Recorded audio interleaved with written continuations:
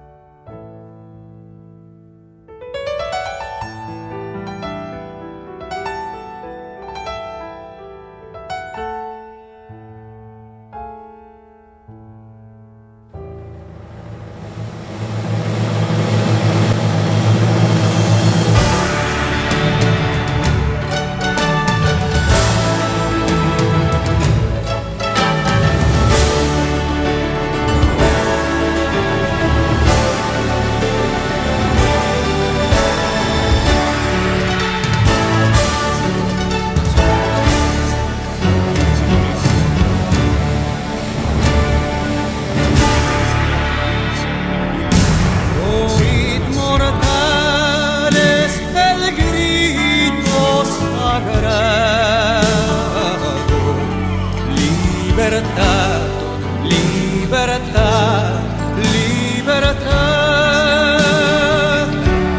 Oíd el ruido de rotas cadenas, vete en trono a la noble igualdad. Ya su trono dignísimo abrieron las provincias unidas del sur, y los libres del mundo responden al gran pueblo argentino. Salud al gran pueblo argentino, salud. Y los libres del mundo responden al gran pueblo argentino, salud. Y los libres del mundo responden al gran pueblo argentino, salud.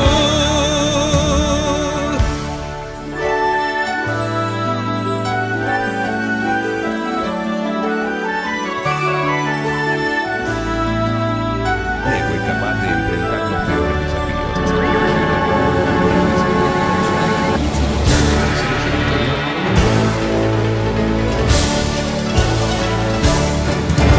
Eternos los laureles que supimos conseguir, que supimos conseguir,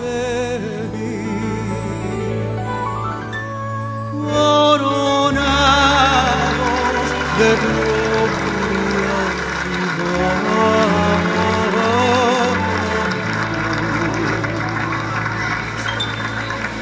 y oh, juremos con gloria morir, oh, juremos con gloria morir, oh, juremos con gloria morir.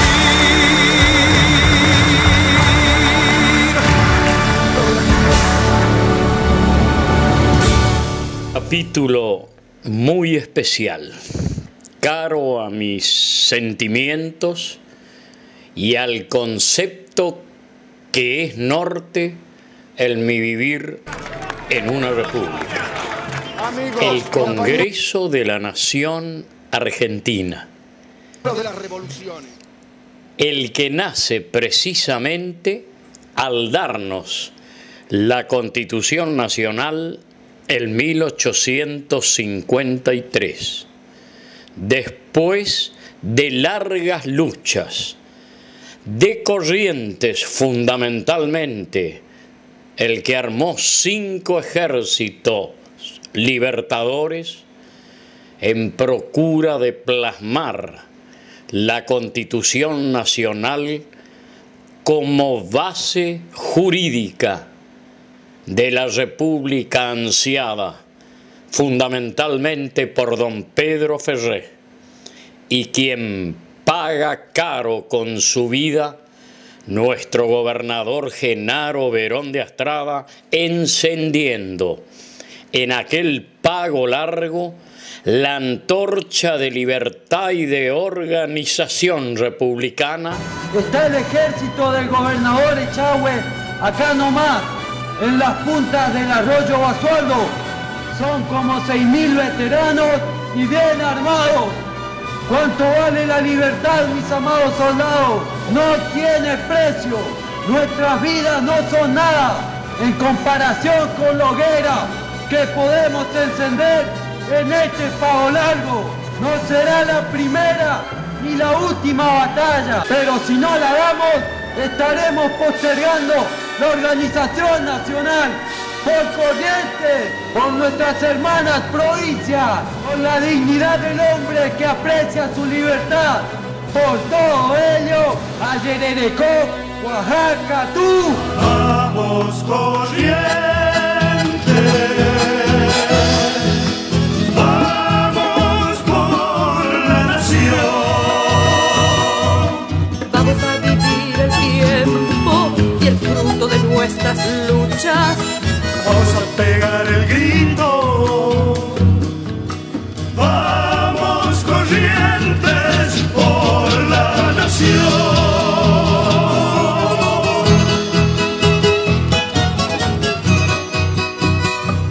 Que terminó entendiendo todo el país cuando en 1852 logramos en la batalla de Caseros extirpar el freno principal del avance y el progreso de nuestra nación.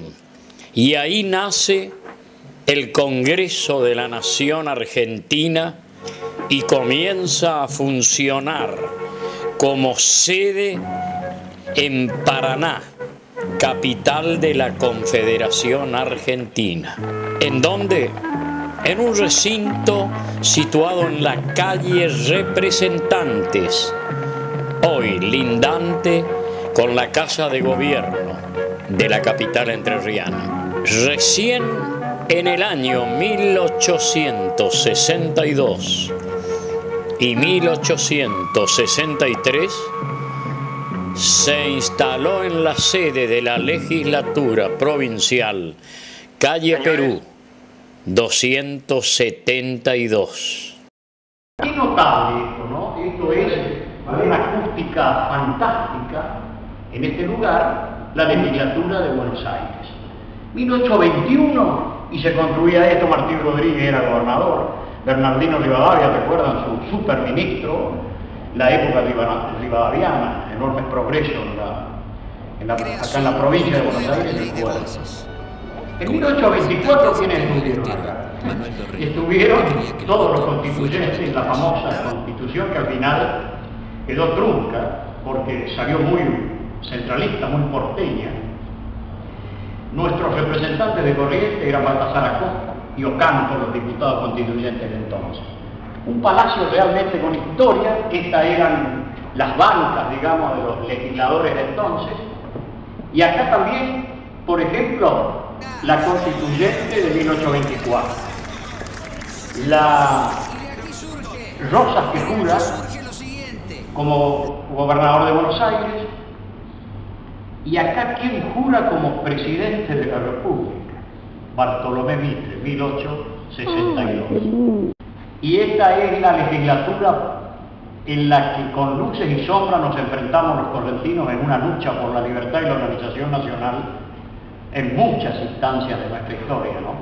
Donde nos hemos jugado fuerte en muchas circunstancias porque éramos realmente federalistas, pero además buscábamos la unidad del país. La unidad de país, por ello los unitarios Lavalle y Paz fueron bienvenidos en Corrientes y estuvieron al frente de 3 de nuestros ejércitos libertadores. Esta es una instancia histórica hermosa, donde se han debatido cosas importantes y donde fue prácticamente hasta sede del Congreso Nacional cuando se abre acá una cuadra frente a la Casa de Gobierno, en la calle Victoria, que hoy es Irigoyen, y Balcarce, donde estaba el Congreso anterior al que se inaugura en 1906 en las avenidas Entre Ríos, Combate de los Pozos y Rivadavia. Este es un lugar histórico porque además está enclavado dentro de la historia de Buenos Aires. El complejo de la Manzana de las Luces, donde están, no digo ruinas porque esas paredes eran enormes, vigorosas de hace 400 años, donde estaban los jesuitas que fueron expulsados en 1767 y se diluye y se adormece un enorme progreso para el Río de la Plata, ¿no?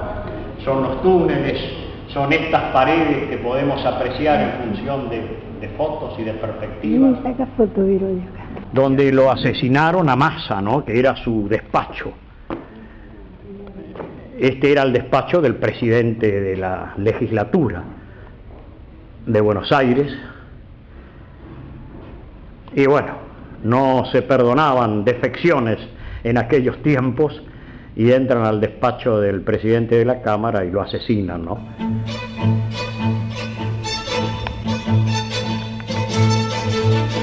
Estamos hablando de 190 años atrás de esta construcción. Una preciosura de la arquitectura de aquellos tiempos.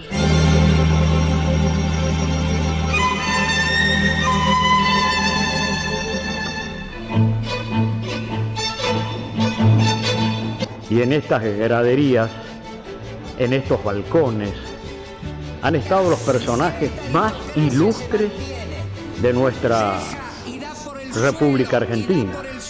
En la época de la anarquía, inclusive, cuando cada provincia se gobernaba por sí solo. Buenos Aires desde ya, acá han estado sentados diputados como Anchorena, Campana, en fin, ¿no? Tagle, tantos legisladores de la provincia de Buenos Aires, don Valentín Alsina.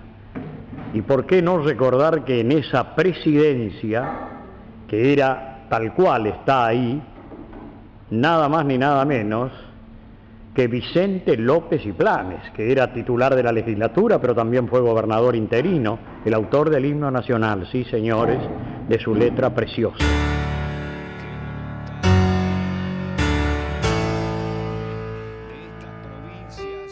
Corrientes estuvo representada desde un primer momento en la Asamblea Soberana de la Nación. Como senadores nacionales, los primeros años recurrimos a amigos de otras provincias por particularidades propias y seguramente por decisión del hombre fuerte del momento, Juan Gregorio Pujol. Nuestros dos primeros senadores, salteños ellos, nos representaron en consonancia con la tradición histórica de nuestra provincia. Y fue Facundo de Subiría, quien a su vez representó a la provincia de Salta y a una tercera también, y José Vicente Saravia, de esa misma provincia. Años después, en ese congreso que funcionaba en Paraná, Nicolás Calvo nos representa, quien había nacido en 1817 en Buenos Aires, jurista, político, diplomático y periodista. Los primeros diputados correntinos, todos ellos, al Congreso de Paraná, en 1854 ingresaron José María Cabral, Pedro Igarzábal, Luciano Torrén y Eulogio Cruz Cabral. En 1856, Luis Cáceres y Vicente G. Quesada.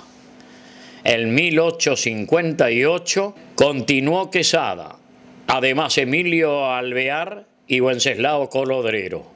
En 1860 Matías Carreras y Vicente G. Quesada. Esta es la historia del primer Congreso Nacional que funcionó en la ciudad de Paraná, en la Confederación Argentina, cuando estaba separada la provincia de Buenos Aires en estado de secesión, lo que duró prácticamente desde la instalación de este Congreso a la instalación del nuevo Congreso en 1862, cuando se une toda la nación por primera vez y comienzan en plenitud a funcionar las instituciones de nuestra República.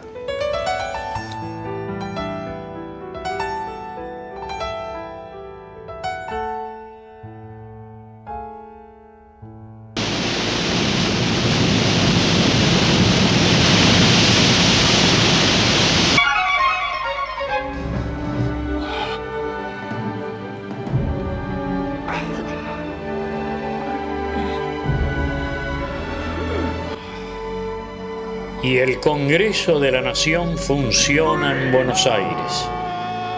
Por primera vez la Argentina es todo un país. El 25 de mayo de 1862, Bartolomé Mitre, como presidente de hecho, inaugura sus sesiones en Buenos Aires. En los primeros días de junio, el cuerpo aprueba las funciones ejecutivas de Mitre. Comenzó a sesionar en la sala de la legislatura bonaerense, ubicada en calle Perú 272. Esto provocó inconvenientes, dado que en el mismo recinto funcionaban 4 organismos legislativos. Dado de que estaba en estado de rebeldía partida a partir del éxodo. Y no era otra cosa. El 12 de octubre de 1862, el general Bartolomé Mitre asumió la presidencia de la Nación unificada. Luego de 9 años en que Buenos Aires, segregada de sus hermanas, vivió alejada de la Confederación. Después de 2 batallas, la de Cepeda, el 23 de octubre de 1859, y Pavón, 17 de septiembre de 1861, en las que se derramó copiosamente la sangre argentina, le correspondió al futuro fundador de la Junta de Historia y Numismática Americana, base de la Academia Nacional de Historia, prestar juramento ante el Congreso según lo dispuesto por la Constitución de 1853, reformada en 1860. Tendrá que probar cada una de sus afirmaciones. Prevengo a la barra que están prohibidas las manifestaciones. Pero el ámbito en el que tuvo lugar tal acontecimiento fue el de la legislatura de Buenos Aires, cedido para que se reuniera el Parlamento Nacional en sus primeras sesiones. En el reducido edificio donde debían deliberar, en medio de grandes incomodidades, el Senado y la Cámara de Diputados de la Nación, paralelamente con los de la provincia en cuya capital residían las autoridades de la República. No es de extrañar que el 18 de octubre del mismo año entrara en la Cámara Alta un proyecto del Poder Ejecutivo para que se lo autorizara a invertir hasta la suma de 50.000 pesos fuertes en reparar un local adecuado para las reuniones del Congreso Nacional. Tras breves debates, el Senado decidió favorablemente y por amplia mayoría 2 días más tarde, y el mismo 20 de octubre se expidió en igual sentido la Cámara de Diputados. Poco tiempo después se encomendó al arquitecto Jonás Larguía que ostentaba su flamante título expedido por la insigne y pontificia Academia Romana de San Luca, el cometido de trazar los planos y dirigir las obras respectivas. El 12 de marzo de 1863 recibió la correspondiente autorización del presupuesto y la indicación de proceder inmediatamente a la construcción de la obra con arreglo a él. Larguía desarrolló sus tareas con entusiasta entrega a lo largo de todo aquel año, mientras el pueblo de Buenos Aires veía crecer ese edificio austero y simple, ubicado en la calle de la Victoria, frente a la Plaza de Mayo, con su fachada de 3 arcos, sus puertas de trabajadas rejas, su frontis clásico y sus atavismos coloniales en las ventanas y en los cuerpos laterales. Y cuando el presidente Mitre convocó a ambas cámaras para abrir el 12 de mayo las sesiones de 1864, pudo leer su mensaje en el nuevo Congreso, donde ya habían realizado sus sesiones preparatorias los senadores y diputados. Y el 5 de junio el Parlamento argentino vota una ley convocando a elecciones nacionales para designar electores del futuro presidente y vicepresidente de la República. El 5 de octubre de 1862 el colegio electoral elige la fórmula Bartolomé Mitre, Marcos Paz. Buenos Aires ya es residencia presidencial. El 7 de octubre el Congreso Nacional sanciona la ley que dispone que la ciudad de Buenos Aires sea residencia de la Administración Pública Nacional. Y el Congreso dicta la ley organizando la Corte Suprema de Justicia el 13 de octubre.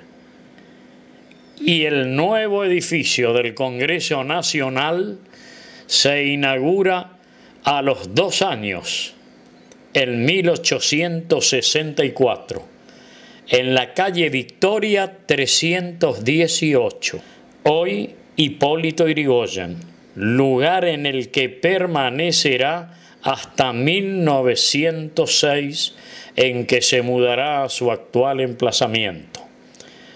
Los inconvenientes que trajo aparejado el múltiple uso que las 2 legislaturas, la nacional y de provincia de Buenos Aires, le daban a la legislatura bonaerense, cuyas instalaciones se encuentran hoy en la Manzana de las Luces, en calle Perú, llevó a dictar la ley número 31 el 18 de octubre de 1862, fijando las pautas para la construcción de este nuevo edificio que se inaugura en 1864. Las provincias unidas del sur y los libres del mundo responden al gran pueblo argentino. Salud al gran pueblo argentino. Salud y los libres del mundo responden. Desde la Casa Rosada ya existente pasaban los presidentes caminando por este lugar, donde lo hacemos nosotros, y accedían al Palacio Legislativo, al Congreso de entonces, por estas puertas. Podemos observar también en las rejas los símbolos de los 3 poderes de la República: el ejecutivo con las 2 espadas, el judicial con las balanzas y el legislativo, el gorro frigio, que también lo tenemos en la parte superior de las rejas. Había unos cuantos problemas y además, bueno, hay que pensar que a fines del siglo XIX la Argentina recibe un enorme aluvión inmigratorio de Europa y como el número de diputados es proporcional al número de habitantes, esto va a generar que ya la Cámara de Diputados no entre en este recinto y es por eso que se mudan al Palacio actual del Congreso.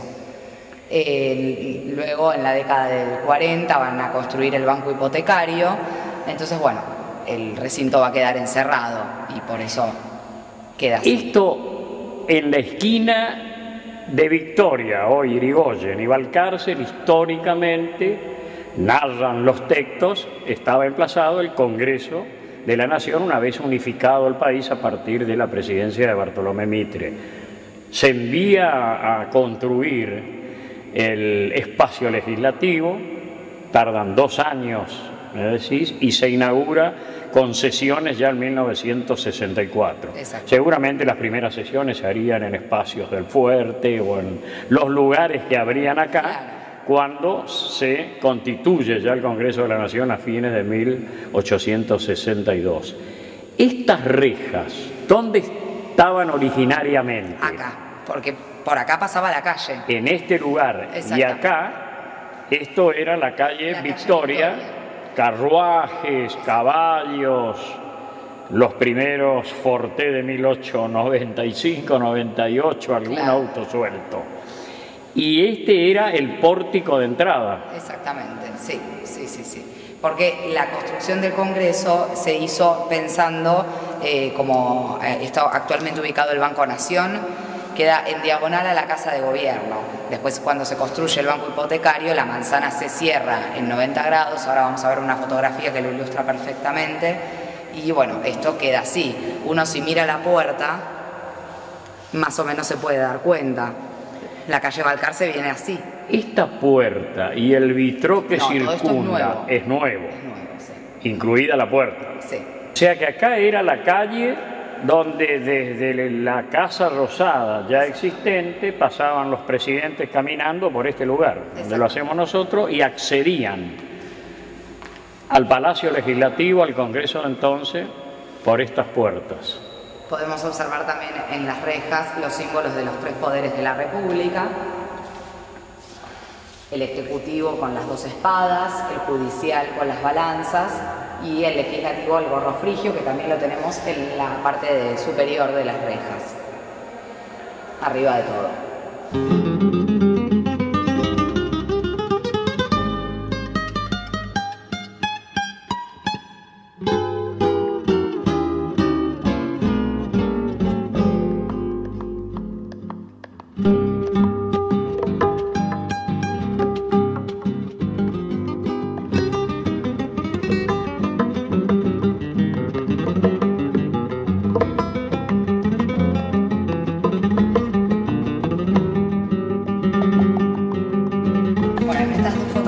Podemos ver la vista de la Plaza de Mayo que yo le comentaba. Esto es el Congreso. Esta es la entrada donde nosotros exactamente nos introdujimos recién. En esta también se puede observar bien. Esto es año 1864, 5 o 6.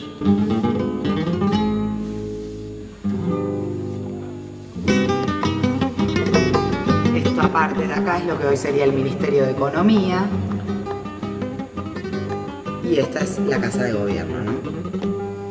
Y esto es lo que yo le comentaba de la manzana, que después se cierra en 90 grados, claro. Pero esta era la calle Victoria, la que atravesaba justo por el frente.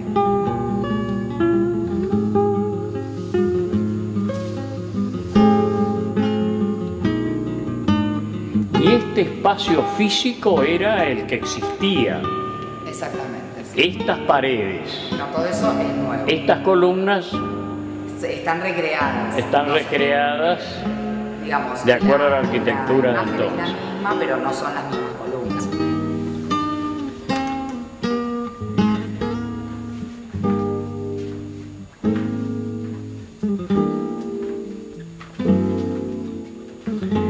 Este es el recinto, como puede ver que yo le comentaba, bastante reducido en espacio.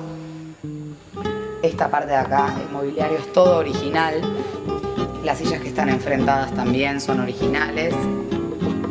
La luminaria también.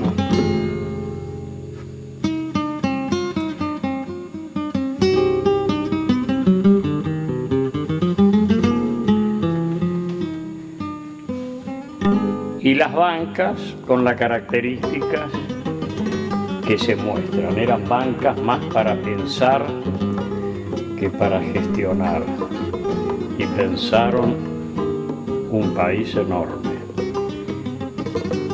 El que lo encontraron muy empequeñecido en 1852 después de Casero, que se va Rosa y sus caprichos al exterior, y esto en 50 años se transforma en la séptima economía del mundo, con 6 millones de inmigrantes y la necesidad de ampliar el recinto y la Cámara, ¿no? Que acá funcionaban diputados y senadores. Sobre todo para quienes, como nosotros los correntinos, vivimos tan intensamente esta etapa, la de organizar la nación primero, la de procurar después que Buenos Aires se avenga a una solución y unir todo el país, porque el Partido Liberal de Corrientes fundamentalmente tenía una gravitación afectiva e intelectual con don Bartolomé Mitre y los hombres que lo acompañaban en su gestión presidencial.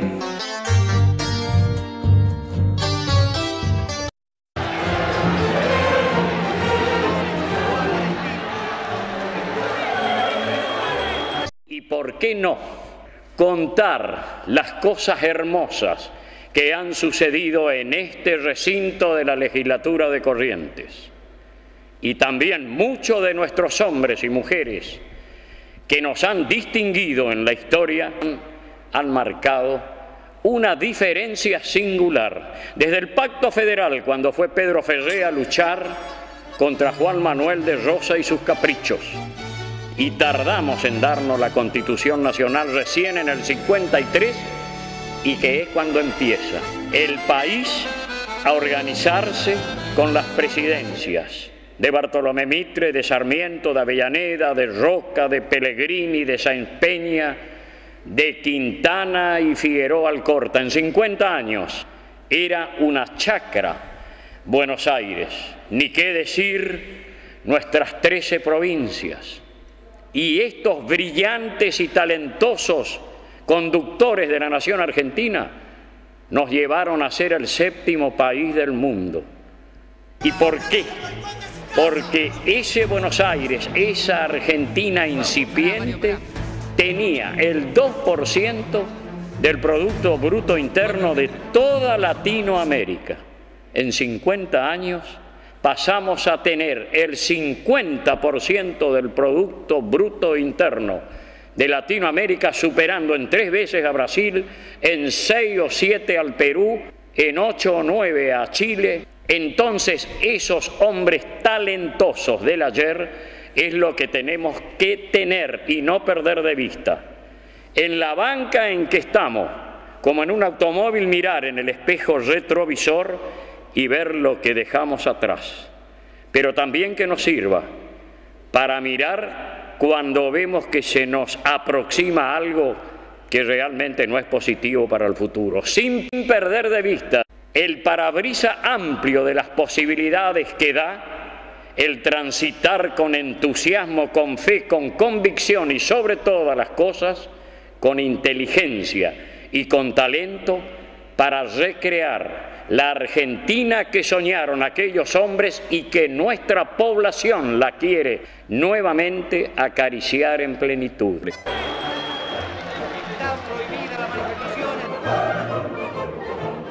Por supuesto que lo logramos, ¿no? Pensar que como presidente en varias oportunidades del Senado ocupó don Pedro Ferré, que en este recinto estuvo el general Madariaga como los 2 primeros senadores nacionales a ocupar este recinto histórico, y los diputados nacionales, Juan Eusebio Torrent, aquel que le organizó la Corte Suprema primero al doctor Mitre, José María Cabral y Pedro Igarzábal, los 5 primeros legisladores nacionales por Corrientes que integran este cuerpo ya, Congreso de la Nación, representando a toda la República Argentina integrada. O sea que es para emocionarse. Y realmente acá, en el vértigo de este Buenos Aires enclavado, aunque parezca mentira, lo estamos descubriendo también, ¿no? Como muchos argentinos que tendrían que pensar en estos lugares que, si bien hoy están en el silencio del ayer, están vigentes en la posibilidad de que nos hagan recuperar una Argentina plena.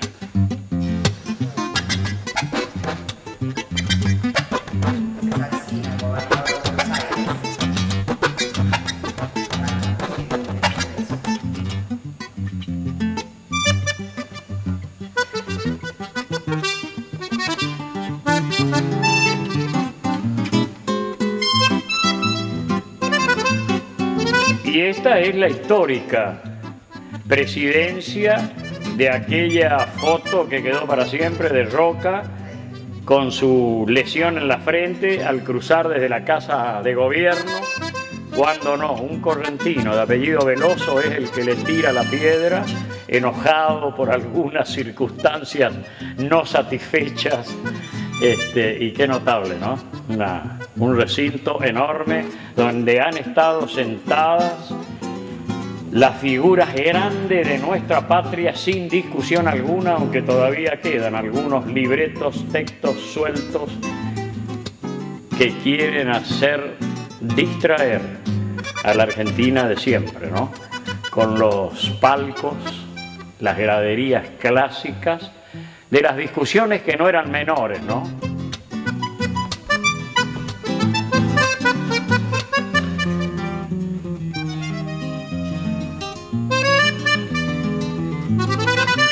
En este recinto ocurría la famosa anécdota cuando entra un proyecto de ley para imponerle el nombre del general Mitre a la calle paralela a esta, y es Manuel Florencio Mantilla, nuestro senador nacional, quien rechaza tajantemente, dando sus argumentos ejemplares, porque dijo: el cambio de los medios, en nuestro caso, dejará ejemplo perturbador de la moral política en nuestra república y agregará un antecedente histórico más a los muchos desgraciados de América y de pueblos no felices.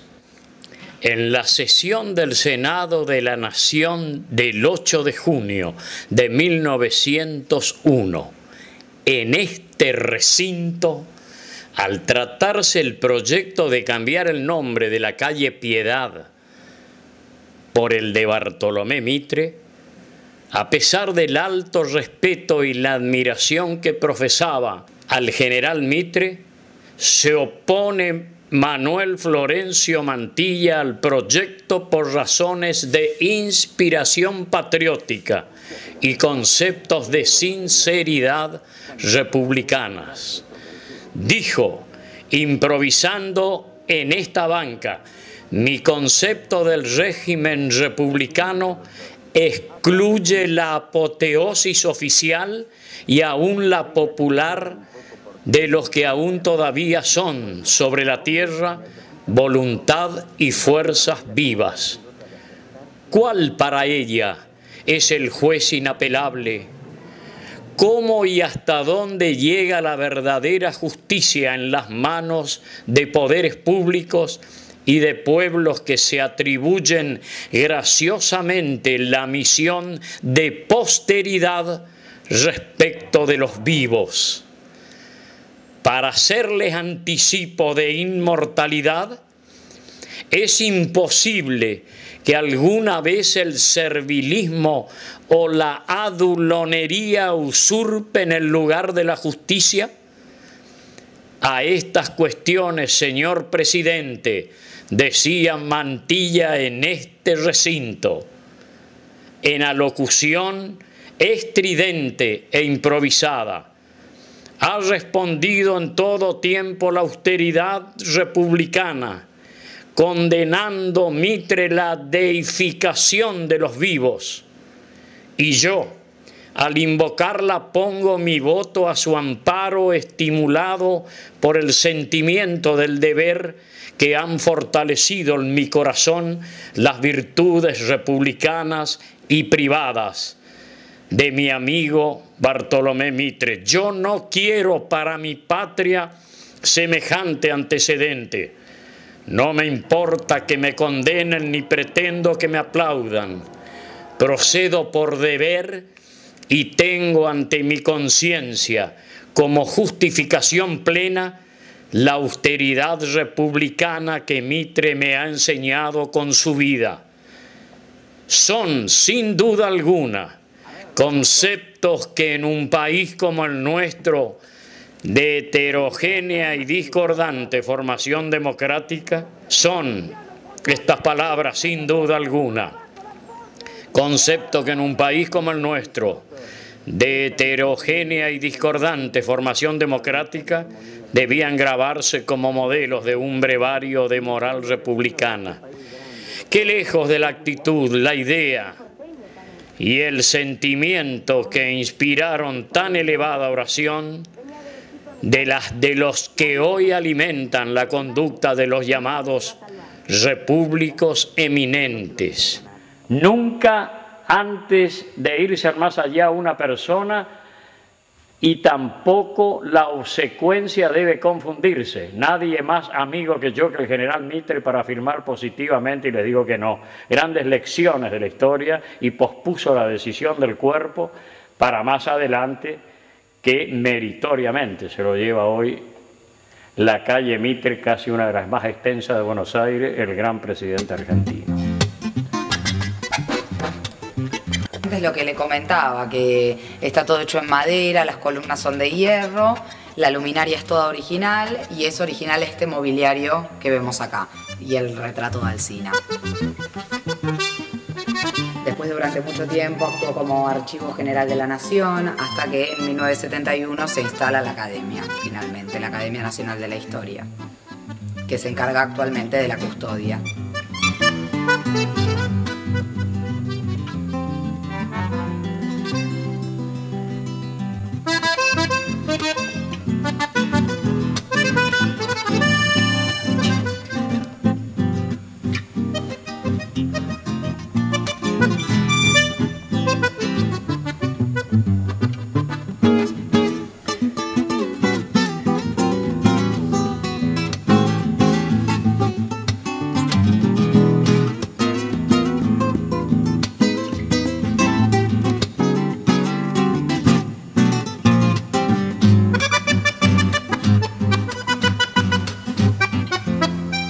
Hoy, ubicado entre la calle Defensa y Balcarce, está el edificio de Administración de Ingresos Públicos, AFIP, ex sede del Banco Hipotecario Nacional y también del Ministerio de Bienestar Social de la Nación, que fue construido en el año 1947. Ingresando por la calle Balcarce 139, que forma parte de este edificio, se puede visitar el antiguo Congreso Nacional, construido en 1864 según un diseño del arquitecto Larguía. Operó en este lugar hasta 1906. Contaba con un solo recinto para la Cámara de Diputados, pues la sala del Senado se levantó en una propiedad vecina, demolido en parte para construir el banco hipotecario. Quedan en pie los tres arcos, el frontón, el hall y el recinto de deliberaciones. En el año 1971, este edificio fue entregado a la Academia Nacional de Historia, la cual lo utiliza para conferencias y reuniones en un ámbito que conserva su mobiliario original.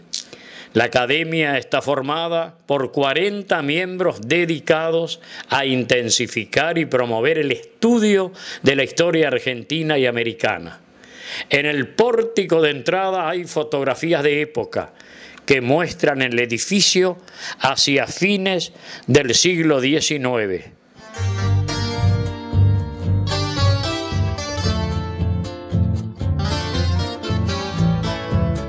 El Congreso de la Nación Argentina, un lugar que lo conozco por dentro y por fuera.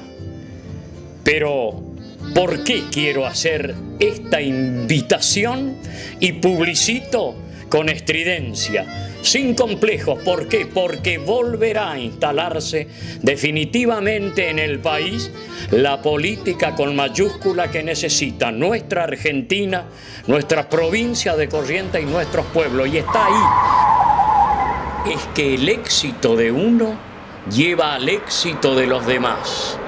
Lo dijo Julián María. Evitando la consagración de los mejores, nivelamos para abajo. Impidiendo el concurso de la inteligencia, nos achicamos nosotros mismos. Como que cultivando el afecto y no la consideración hacia los idóneos, lo que hacemos es tomar un atajo más largo. Si por mi corazón fuera, la designaría a mi hermana presidenta de los argentinos, y a mi mamá hubiese sido jefa de gabinete, y a mis 4 hijos miembros de la corte. Pero como yo quiero lo mejor para ellos, es que debo procurar con todos ustedes y mis comprovincianos llevar a esos lugares a los mejores. Y los mejores no siempre son los de nuestros afectos íntimos, pero si aprendemos a reconocerlos y aplaudirlos sin celos, llegaremos a considerarlos como uno más de la familia, aunque por razones prácticas nunca lo podamos sentar a nuestra mesa. De ahí, correntinos, de ahí, argentinos, que quiero que todos juntos contribuyamos a vigorizar nuestras instituciones.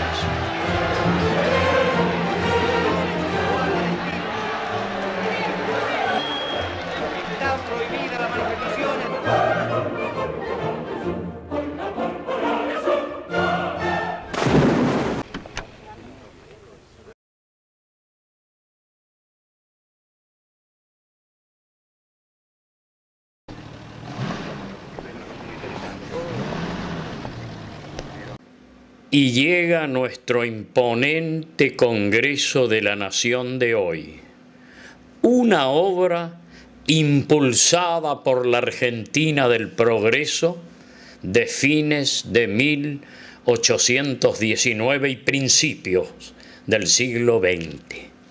El Congreso que tenemos hoy, un orgullo del pasado político transformado en un disparador permanente para instar a la política de hoy a encaminarse definitivamente por el mejor sendero republicano. La arquitectura de este edificio del Congreso de la Nación tuvo su origen en un concurso de proyectos que se llevó a cabo en 1895, con la evaluación de un jurado que integraban el senador Igarzábal, el diputado Doncel, el ex intendente Alcobendas y el ex presidente de la Nación, Carlos Pellegrini, teniendo este último como asesor al arquitecto Jacques Dunant.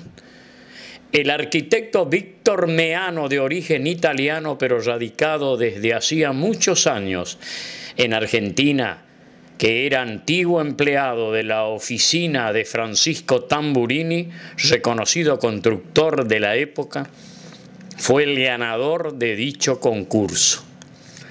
El proyecto de Meano se inscribe absolutamente en la arquitectura que reconoce como fundamento a 3 ideas centrales: el academicismo, el eclecticismo y el clasicismo.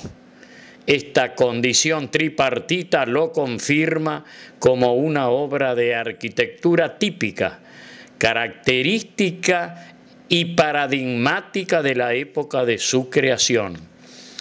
Como fondo magnífico de la Avenida de Mayo se yergue el soberbio Palacio del Congreso de nobilísimo estilo greco-romano, de proporciones perfectas, ofreciendo un aspecto de magnificencia severa y elegante. Otro de los aciertos de Meano fue la elección del perfil de la cúpula que, formando parte de este edificio monumental, es como su culminación, su elemento cumbre, la cima, y tiene un evidentísimo valor simbólico. En 1898 comienzan las obras, que dirigida por el propio arquitecto Víctor Meano, quien en base a sus conocimientos convoca a la firma de Pablo Besana e Hijos en calidad de empresa constructora, dando inicio a la obra al año siguiente.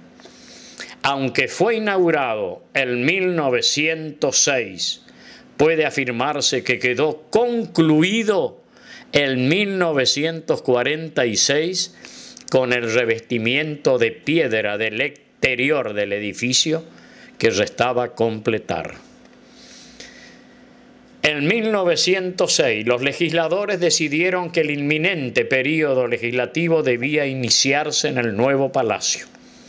Así fue como el 12 de mayo de ese año quedó inaugurado nuestro majestuoso palacio legislativo entre armazones de hierro y otros elementos de construcción, en un recinto de sesiones todavía sin bancas, con la presencia del entonces presidente de la Nación, don José Figueroa Alcorta.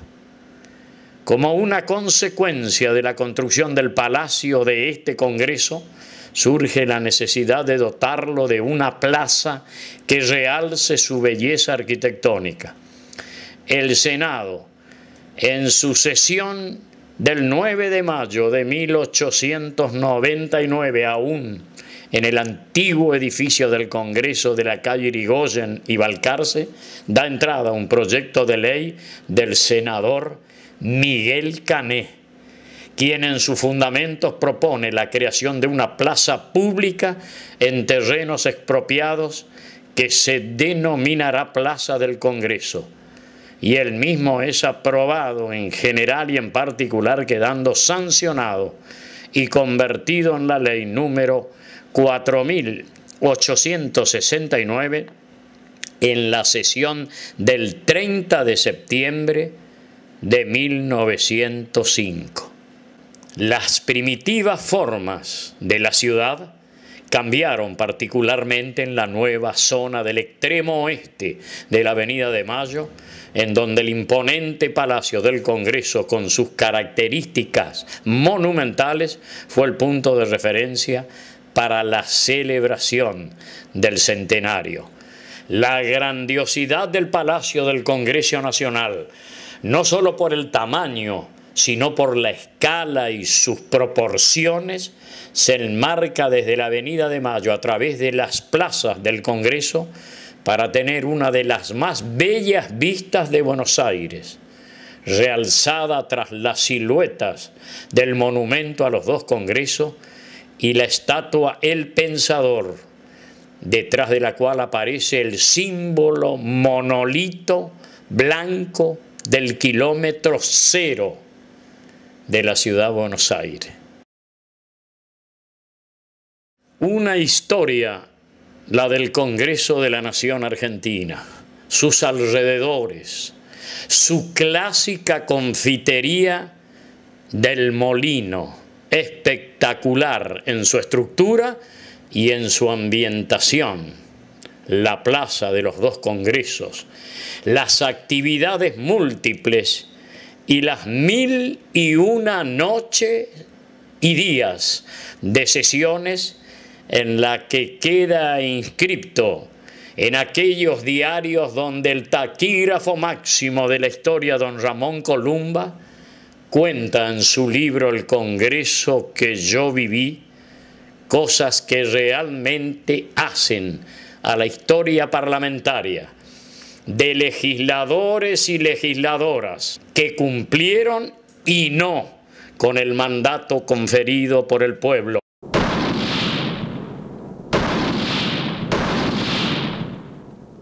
De diputados, les comento un poquito la sala, los distintos lugares que estamos viendo, quiénes son las personas que van a ocuparlos. A la derecha de ustedes está el estrado presidencial. En este momento el presidente es Eduardo Sandner, de la Cámara, acompañado por 2 secretarios, siempre en el estrado administrativo y parlamentario. Y frente al estrado, si miramos, hay 2 mesas. Una que va a tener forma rectangular, ocupada por taquígrafos. Acá son 15 parejas de taquígrafos, se va a rotar cada 5 minutos de a 2. El material que se tome luego se envía a la imprenta del Congreso, que está instalada en parte del subsuelo del edificio, donde se van a editar, entre otras cosas, los diarios de sesiones. En este momento, a la derecha del estrado se debe ubicar, esto es reglamentario, quien represente al oficialismo, a la izquierda debe ir la oposición y enfrente los distintos partidos minoritarios, sea de Buenos Aires, de nuestras distintas provincias. La biblioteca del Congreso de la Nación, esto encierra, no puedo decir paredes, sus maderos, sus maderas, enorme obra arquitectónica acá. Y sus paredes encierran, por ejemplo, acá, ¿quién pudo haber estado sentado? Pensar que a partir de 1906, Manuel Florencio Mantilla, un notable de nuestra historia, legisladores de aquello, Juan Esteban Martínez, Juan Ramón Vidal, el récord de legislador nacional del país, 34 años, 4 meses y 10 días legislador nacional, la mayoría senador nacional, solo 6 meses de diputado en una transición. Estas paredes guardan el razonamiento, el tesón de Lisandro de la Torre, del mismo Benito Villanueva, y ni les cuento de uno de los hombres más notables que pasó por esta casa sin ser legislador, don Ramón Columba, el que nos contó el Congreso que yo he visto. Una obra notable. Entonces, con estas paredes les voy a seguir contando los pormenores de todos los correntinos que han pasado por el Congreso de la Nación desde 1854 en el Congreso de Paraná hasta el 62, que se integra todo el país y comienzan a venir para esta zona. Los primeros legisladores que en el otro Congreso se sentaron, senadores don Pedro Ferrer y Juan Madariaga.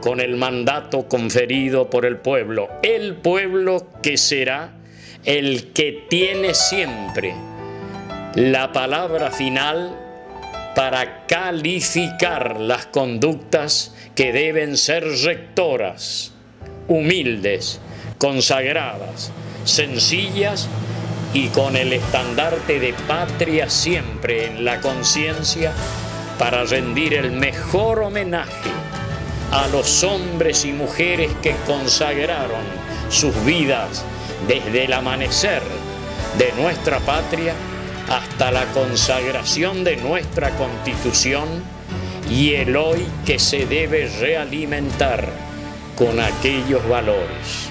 Una historia enorme, la del Congreso de la Nación, a quien le tenemos que alentar como pueblo a que camine, a que transite el camino más eficaz en las resoluciones que dicta, porque son nada más ni nada menos que las normas de convivencia en la cual recreamos el vivir en nuestra sociedad. Juremos con gloria morir.